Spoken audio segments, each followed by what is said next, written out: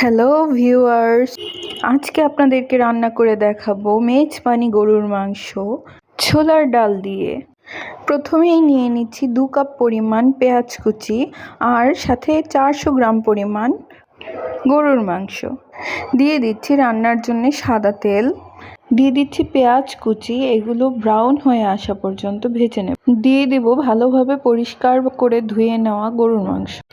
মাংসটাকে একটু সটে করে নেব।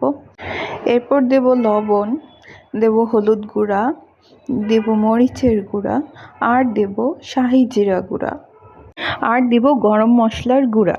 গরম মশলার মধ্যে আছে এলাচ, দারচিনি, লবঙ্গ, জায়ফল, জয়ত্রী, তেজপাতা, আর দিয়ে দেব সামান্য গোলমরিচের গুঁড়া, আর দেব 2 টেবিল স্পুন পরিমাণে আদা রসুন পেস্ট। এখন মশলাগুলোকে ভালোভাবে মাংসের সাথে কষিয়ে নেব। মশলাটা কষানো হয়ে গেলে মাংসটা যেন একটু ডুবে ডুবে যায় এই পরিমাণ পানি আমি দিয়ে প্রেসার কুকারের ঢাকনাটা লাগিয়ে দেব। এখানে প্রেসার কুকার ব্যবহারের ক্ষেত্রে কিছু টিপস দেব। কখনোই প্রেসার কুকারে 1/3 পরিমাণের বেশি পানি দেওয়া যাবে না। অবশ্যই প্রেসার কুকারের সিটি প্রতিবার রান্নার আগে ভালোভাবে পরিষ্কার করে নিতে হবে। একটা টুথপিক দিয়ে প্রেসার কুকারের ছিদ্রটা খোলা আছে নাকি ভালোভাবে চেক করে নিতে পারেন, যেন বাষ্প ভালোভাবে বের হতে পারে। এখন 4টি সিটি ওঠা পর্যন্ত অপেক্ষা করব।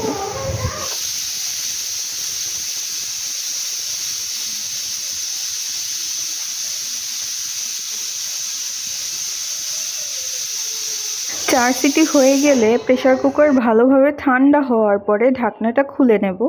এরপর 300 গ্রাম পরিমাণে ছোলার ডাল বা চিকপিস দিয়ে দেব। এখন আর কোনো আলাদা করে মশলা দেব না। লবণটা চেক করে নিয়েছি, আমার কাছে মনে হয়েছে লবণটা একদম পারফেক্ট হয়েছে। এখন আমি যতটুকুন ঝোল রাখবো তরকারির মধ্যে ততটুকুন পরিমাণে পানি দিয়ে দেব।